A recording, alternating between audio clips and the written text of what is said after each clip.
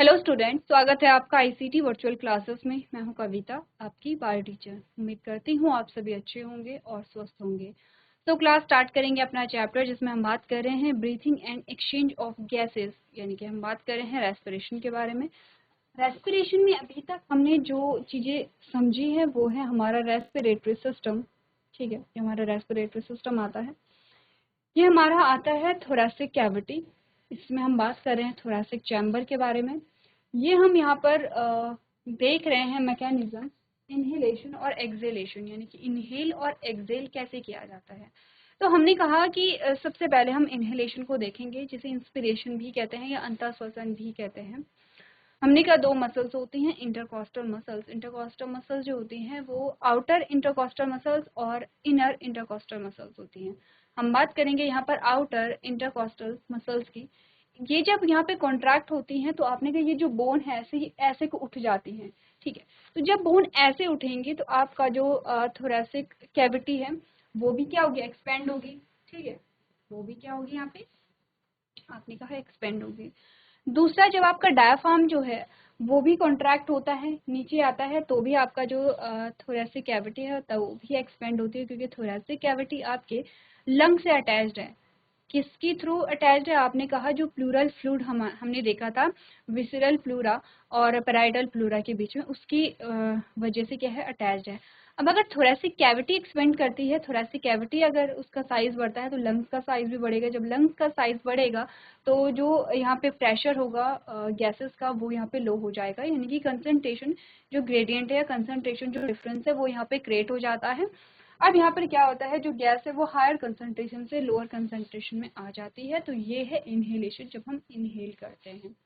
ठीक है, अच्छा, ये जो प्रोसीजर है, ये जो प्रोसेस है, अंदर जो मसल्स कॉन्ट्रैक्ट कर रही हैं, रिस्ट जो है आपकी वो इस प्रकार से ऊपर की ओर हो रही हैं। आपका जो थोरैसिक कैविटी है उसका साइज जो है वो एक्सपेंड हो रहा है, आपके लंग्स का साइज एक्सपेंड हो रहा है, तो ही आप इनहेल कर सकते हैं, तो ही हम सांस अंदर ले सकते हैं।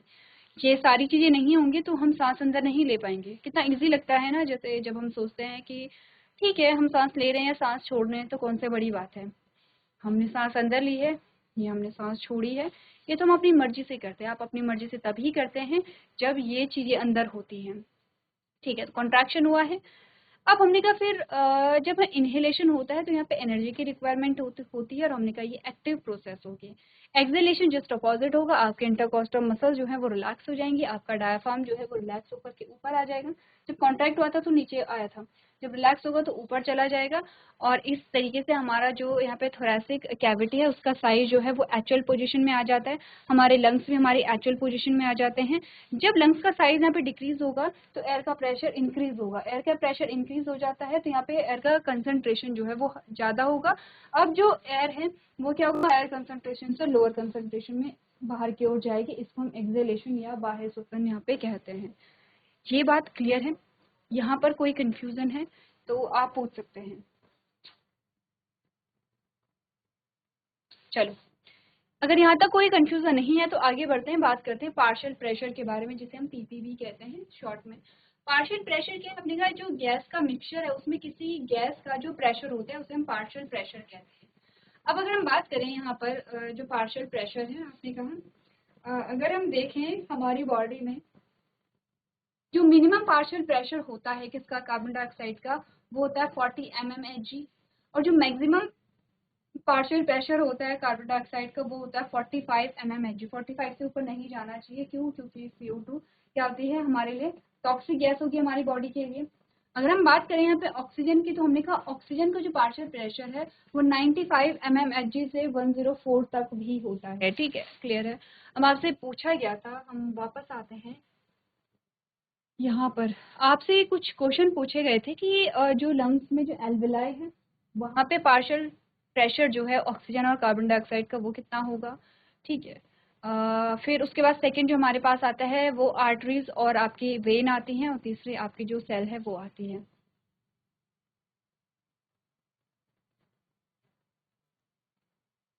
यहाँ पे हमने नहीं बनाया डायग्राम, यहीं पर हम सॉल्व करते हैं थोड़ा सा। चलो यहाँ पर देख लेते हैं, ठीक है। पे देख लेते हैं, यहाँ पे बना लेते हैं। अच्छा, हमने बोला हमारी जो एल्विलाई है, मैं बहुत शॉर्ट डायग्राम बना रही हूँ, बहुत डिटेल में डायग्राम हम नहीं बना रहे, हमें बेसिकली बात करनी पार्शियल प्रेशर की। एल्विलाई है, एल्विलाई में ये आपके आते हैं क्या, वेसल्स, ये वेसल्स हैं, ठीक है, ये वेसल्स हैं। अब फिनोमिना क्या हो रहा है, अब यहाँ ऑक्सीजन जाएगी, यहाँ CO2 जाएगा, ठीक है, ये होगा, ठीक है, ये होता है।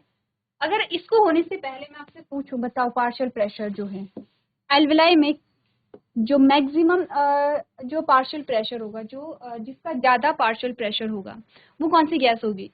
तो हमने कहा क्योंकि हम इनहेल कर रहे हैं तो हम ऑक्सीजन को ले रहे हैं, कंटिन्यूसली ले रहे हैं, तो यहाँ पे जो O2 है, यहाँ पे जो O2 है उसका जो पार्शियल प्रेशर है वो ज़्यादा होगा। कितना होता है, 104 mmHg,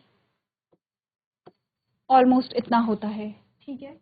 तो यहाँ पे CO2 का पार्शियल प्रेशर कितना होगा फिर, तो हमने कहा CO2 का यहाँ पे कम होगा, ठीक है। अब क्या होगा, ये हमारी क्या आ जाती हैं, ये हमारी कैपिलरीज आ जाती हैं, हमारी कैपिलरीज आएंगी और ऐसे आती हैं और डिफरेंट पार्ट को क्या देती हैं, यहाँ पे ऑक्सीजन देती हैं। तो ये एक सेल आ गई है, ये दूसरी सेल आ गई है, ये तीसरी आ गई है, ये चौथी आ गई है, ऐसे। अब इसे हम डीऑक्सीजनेटेड ब्लड में कन्वर्ट कर देते हैं, तो ये ऐसे जाएगा।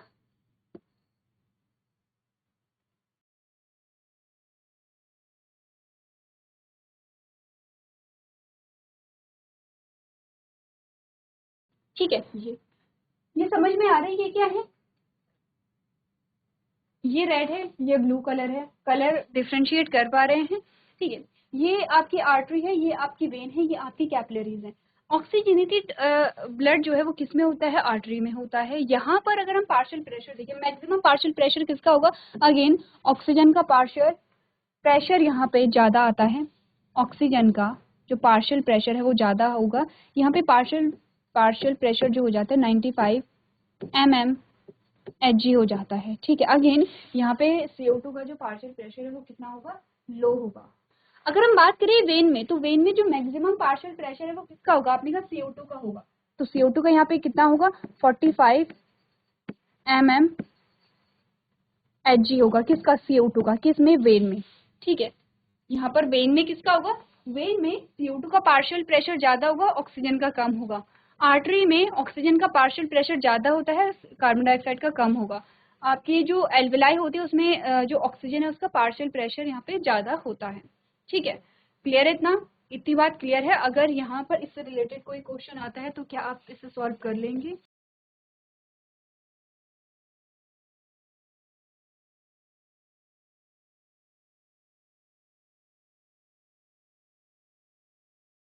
अभी जो पार्शियल प्रेशर हमने डिस्कस किया है इसे जल्दी से आप लोग नोट कर लेंगे, कहाँ पर मैक्सिमम क्या होता है, जल्दी से देखिए।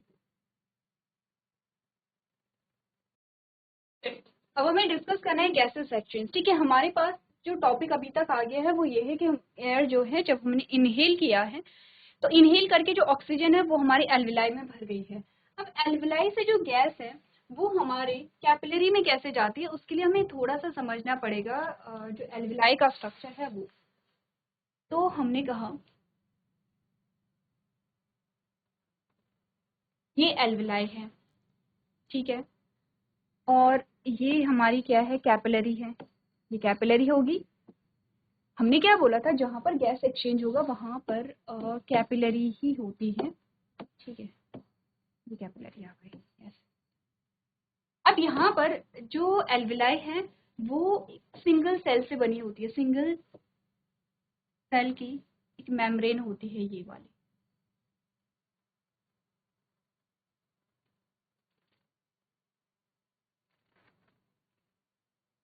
ऐसे, ठीक है।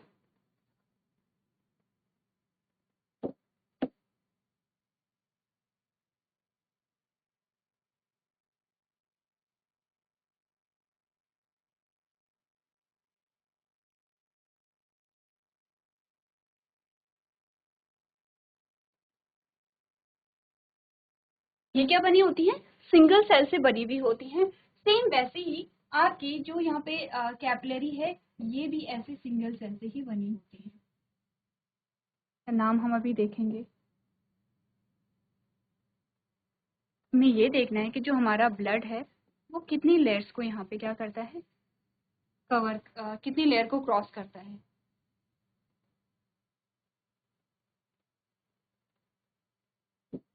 ठीक है, अब इनका नाम जो होता है वो देखो, ये बनी होती है एपिथेलियल टिश्यू से। एपिथेलियल समझते हैं? अच्छा ध्यान से समझना, जब क्लास 9th में हमने पढ़ा था, एटलीस्ट इतने तक तो हमने पढ़ा था जो हमारे यहाँ पे काम आएगा, हमने पढ़ा था जो टिश्यू होते हैं एनिमल टिश्यू, एनिमल टिश्यू की हमने बात की थी। और एनिमल टिश्यू 4 टाइप के होते हैं, epithelial tissue, connective tissue, muscular tissue और नर्वस टिश्यू। ठीक है, एपिथेलियल टिश्यू जो है वो आपके अलग अलग तरीके के आए थे। कौन कौन से आए थे? आपने कहा था यहाँ पर कॉलमनर एपिथेलियल टिश्यू होता है, स्क्वैमस एपिथेलियल टिश्यू होता है, ग्लैंडुलर एपिथेलियल टिश्यू होता है। तो डिफरेंट टाइप के हमारे पास यहाँ पर आए थे। ठीक है, तो उन्हीं में से हम बात करेंगे यहाँ पे स्क्वैमस एपिथेलियल टिश्यू की। तो ये जो बने होते हैं, ये सिंगल जो आपकी क्या आ रही है, आपने कहा ये जो सिंगल लेयर है, ये जो सिंगल सेल्स है, ये किस चीज के बने होते हैं? आपने कहा यहाँ पर प्रेजेंट होता है स्क्वैमस एपिथेलियम। क्या प्रेजेंट होता है? ये है आपका, ये जो है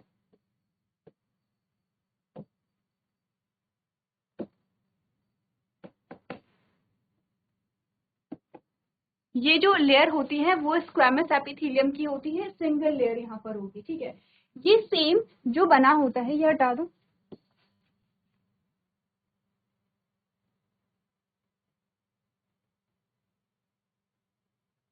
ये जो सेम ये सेल्स बनी है, ये भी क्या बनी है? स्क्वैमस एपिथेलियम की बनी है।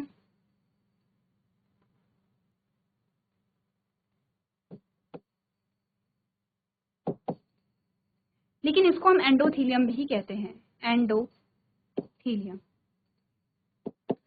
अच्छा ध्यान रखना है, एंडोथीलियम सिर्फ कैपिलरी की जो यहाँ पे लेयर है उसी को कह रहे हैं। ठीक है, कैपिलरी की लेयर को हम एंडोथीलियम भी कह सकते हैं। अब क्या होता है, जो हमारी एल्विलाई है या जो स्क्वैमस एपिथेलियम है, ये कवर होता है एक और लेयर से।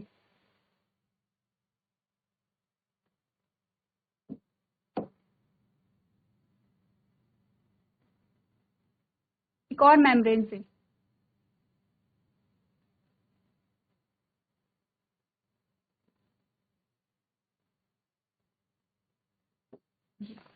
और सेम हमारी जो कैपिलरी है वो भी एक मेम्ब्रेन से कवर होती है ऐसे।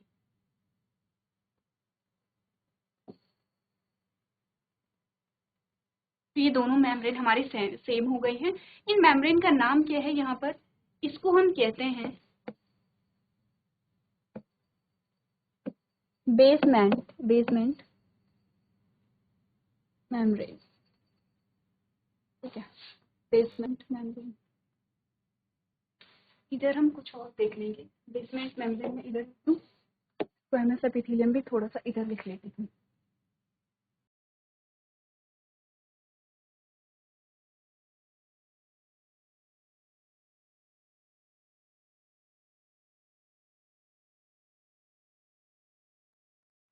कौन? ये, इसकी बात हो रही है। और ये हमारे पास आती है बेसमेंट मेम्ब्रेन। ठीक है, और ये वाला जो है, ये वाला, इसको हम कहते हैं एक्सचेंज सरफेस।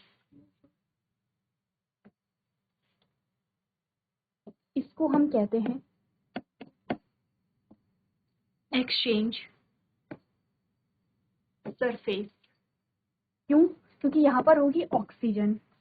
ऑक्सीजन जब एल्विलाई से कैपिलरी में आएगी तो क्या क्रॉस करके आएगी? ये वाले जो रीजन है इसे चेंज इसे ट्रांसफर, इससे क्या होगी? पास करके आएगी, इससे ट्रांसफर होगी।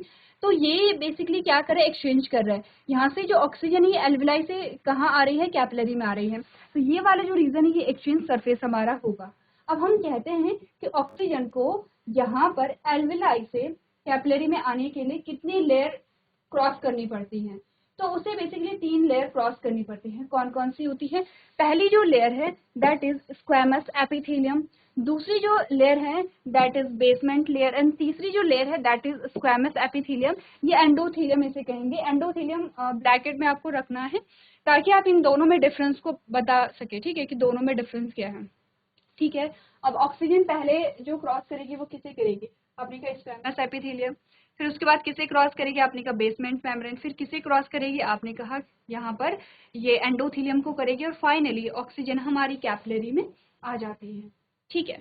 अच्छा, एक और चीज जो आपको देखनी है, जो बेसमेंट मेम्ब्रेन आपकी बनी है ये नॉन सेलुलर है। ये क्या है? सेल से मिलकर के नहीं बनी है, ये क्या है? एक कवरिंग है, ठीक है, एक कवरिंग है, लेकिन किससे मिलकर के? सेल से मिलकर के नहीं बनी है, सेल्स नहीं होंगे। सेल की सिर्फ एक ही लेयर यहाँ पर होती है, वो स्क्वैमस एपिथेलियम है, और यहाँ पर भी एंडोथेलियम हमारे पास आता है। तो यहाँ पर ये एक्सचेंज में कौन कौन सी जो मेम्ब्रेन है वो यहाँ पे शामिल होती हैं, उसके बारे में आप लोग यहाँ पे नोट कर लेंगे। अब यहाँ पर इतनी तो बात हो गई है कि ऑक्सीजन जो है वो कितने लेयर्स को क्या करेगा? यहाँ पे क्रॉस करेगा।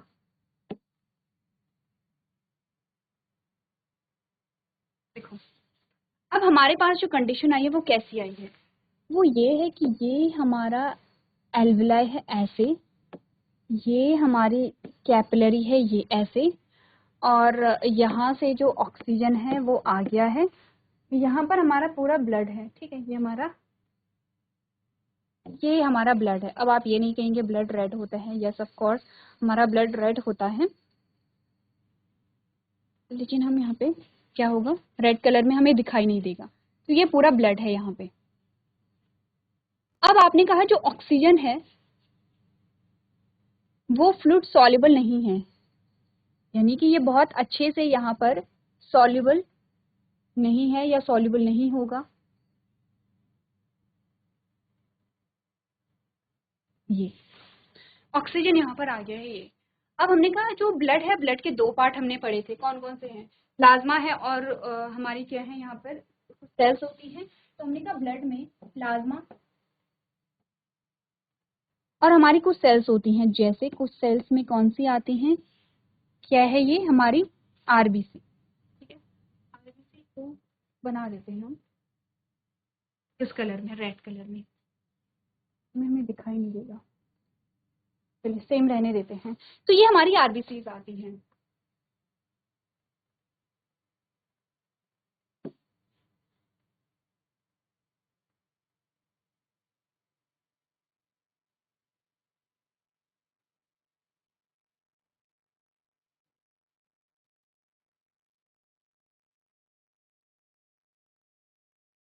ये हमारी आरबीसी है।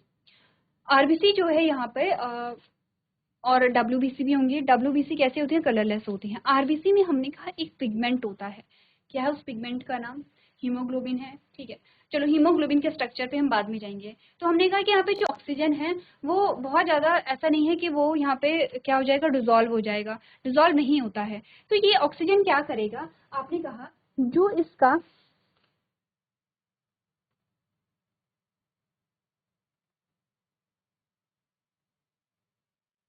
तो हमने कहा कि ऑक्सीजन जो है, ऑक्सीजन का जो 3% है वो तो यहाँ पे प्लाज्मा में आ जाएगा, ठीक है, वो प्लाज्मा में यहाँ पे आ जाएगा। और ब्रेस्ट जो हमारा यहाँ पे 97% है वो यहाँ पे आरबीसी में आ जाता है, ठीक है। अब आरबीसी में आकर के क्या होगा? आरबीसी में ऐसा नहीं कि आरबीसी में आ गया और अब क्या है ये ट्रैवल कर लेगा एक जगह से दूसरी जगह। आरबीसी में एक पिगमेंट होता है जिसको हम क्या कहते हैं? हीमोग्लोबिन। शॉर्ट में हम इसे ऐसे लिख सकते हैं, ठीक है।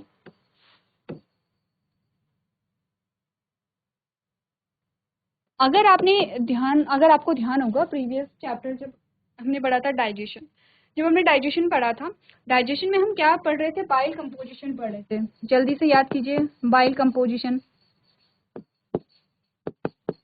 बाइल कंपोजिशन में हमने कुछ पिगमेंट पढ़े थे, और पिगमेंट में क्या थे? बिलीरुबिन एंड बिलीवर्डिन, ठीक है। बिलीरुबिन एंड बिलीवर्डिन, तो पिगमेंट हमारे पास आए थे। ये जो पिगमेंट हमारे पास आए हैं, ये आए कहाँ से थे? जल्दी से याद कीजिए, ये पिगमेंट कहाँ से आए थे? ये आपका होमवर्क है, ये आप याद करेंगे, रिवाइज करेंगे, क्योंकि पीछे की चीजें आपकी क्या है, इरेज नहीं होनी चाहिए, आप पीछे की भी चीजें भी रिकॉल करेंगे। ये हमारा आ जाता है हीमोग्लोबिन। अब हीमोग्लोबिन जो है वो दो पार्ट से मिल करके बना है, ये हमने पहले भी डिस्कस किया था। हीमोग्लोबिन जो है वो बना होता है हीम, जो कि एक पिगमेंट है, और ग्लोबिन जो कि एक प्रोटीन है। ठीक है, अब हमारे पास हम बात करेंगे थोड़ा हीमोग्लोबिन के स्ट्रक्चर के बारे में। ठीक है, हीमोग्लोबिन के स्ट्रक्चर के बारे में हम बात करेंगे। हीमोग्लोबिन जो है वो 4 हीम ग्रुप से बना होता है। ठीक है, 4 हीम ग्रुप से यहाँ पे बने होंगे, और उसमें क्या होंगे, यहाँ पे ग्लोबिन की चेन लगी होंगी, जो प्रोटीन है, प्रोटीन की यहाँ पे चेन लगी हुई होती है।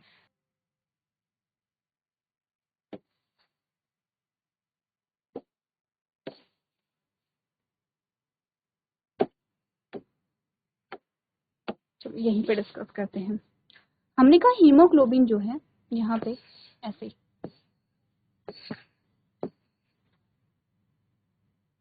क्या की बात करते हैं। हीमोग्लोबिन में जो है ये होते हैं 4 हीम ग्रुप, ये हीम ग्रुप है। इन हीम ग्रुप के अंदर होता है आयरन, ये इसीलिए कहते हैं आयरन जो है वो ब्लड फॉर्मेशन के लिए इम्पोर्टेंट होता है।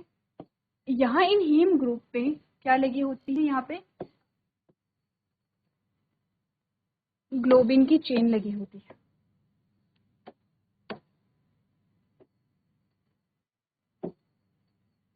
ठीक है, तो ये तो हमारे पास आते हैं हीम, और ये हमारे पास आते हैं ग्लोबिन, ये हमारे पास आते हैं ग्लोबिन। चारों हीम के अंदर क्या होते हैं, यहाँ पे Fe यानी कि आयरन होता है। अब यहाँ पे जो ऑक्सीजन है वो कैसे बाइंड करती है, देखो हमने कहा इन हीम से जो ऑक्सीजन के मॉलिक्यूल है वो बाइंड कर जाते हैं ऐसे, ये देखो ऐसे बाइंड कर जाते हैं।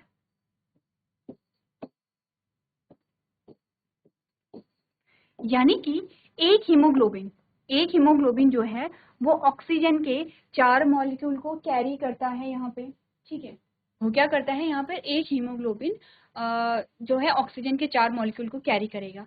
अब हीमोग्लोबिन का नंबर कितना होता है, हमने कहा आरबीसी में यहाँ पे हीमोग्लोबिन का, एक आरबीसी की अगर हम बात करें, अब आरबीसी बहुत सारी होती होंगी, हमने कहा आरबीसी में जो हीमोग्लोबिन का नंबर है वो बहुत ज्यादा है, मिलियंस में है। मिलियन समझते हैं? आजकल आप लोग देखते होंगे जैसे कि अलग अलग प्लेटफॉर्म होते हैं जहाँ पर हम वीडियोस देखते हैं, वीडियो कुछ लोग अपलोड करते हैं, उसमें हम व्यूज देखते हैं। हमने देखा है वहाँ पे कैसे आते हैं, जैसे कि थाउजेंड्स में व्यू आते हैं, या हमने कहा जो लैक्स है उनमें व्यूज आते हैं, मिलियंस में व्यूज आते हैं, बिलियंस में व्यूज आते हैं। आप सभी ने यहाँ पे देखा होगा। तो आपने देखना है कि मिलियंस कितना बड़ा नंबर है। अच्छा ये है कि कितने मिलियंस होते हैं, अगर मैं कहूँ कि आरबीसी में जो हीमोग्लोबिन है वो कितने मिलियंस होते हैं, होमवर्क है आपके लिए, इसे नोट कर लेंगे, आपका होमवर्क है, पढ़ के आएंगे, आपको बताया गया है। ठीक है, तो ये तो हमने समझ लिया है कि जो ऑक्सीजन है वो ऐसे नहीं है कि हमने सांस ली है और ऑक्सीजन सीधे हमारे ब्लड में मिक्स हो गई है, और ब्लड के साथ जहाँ जहाँ ब्लड जा रहा है वहाँ वहाँ हीमोग्लोबिन जा रहा है, वहाँ वहाँ ऑक्सीजन जा रही है। हमने कहा कि यहाँ पर क्या होता है, हमारी जो आरबीसी है, आरबीसी में हमारा हीमोग्लोबिन है, हीमोग्लोबिन में भी जो हमारे हीम ग्रुप हैं 4, उन हीम ग्रुप के साथ ऑक्सीजन जो है वो बाइंड करता है, और एक जगह से दूसरी जगह क्या करेगा, ट्रैवल करेगा इन्हीं आरबीसी के साथ। ठीक है, क्लियर है इतना? यहाँ तक की बात क्लियर है, कंप्लीट है? अब ये बात हो गई है क्लियर। अब हमें करना क्या है, देखो आगे बढ़ने से पहले हमें कुछ चीजें देखनी है। ऐसा नहीं कि ऑक्सीजन जो है वो सीधे ही गई और हीमोग्लोबिन से बाइंड कर गई। इसमें अलग अलग ऐसे फैक्टर आते हैं जो यहाँ पर ऑक्सीजन और हीमोग्लोबिन की जो बाइंडिंग है उसे अफेक्ट करते हैं। वो कौन कौन से फैक्टर होते हैं जिससे कि ऑक्सीजन और हीमोग्लोबिन की बाइंडिंग जो है वो अफेक्ट होती है। इसके साथ साथ अभी तक क्या हो गया है, ऑक्सीजन कहाँ आ गई है, अब हीमोग्लोबिन से बाइंड कर गई है, अब ये ट्रैवल करेगी। अब हम बात करेंगे यहाँ पर कि गैसेस एक्सचेंज कैसे होता है। इससे पहले हम बात करेंगे कौन कौन से फैक्टर हैं जो यहाँ पर अफेक्ट करते हैं इनकी बाइंडिंग को। तो यहाँ तक की बात जो है वो आप रिवाइज करके लेके आएंगे, साथ ही साथ होमवर्क जो दिया है उसे भी कंप्लीट करके लेके आएंगे। तो चलिए आज के सेशन में हम इतना ही करेंगे। अभी तक क्लास में बने रहने के लिए आपका धन्यवाद।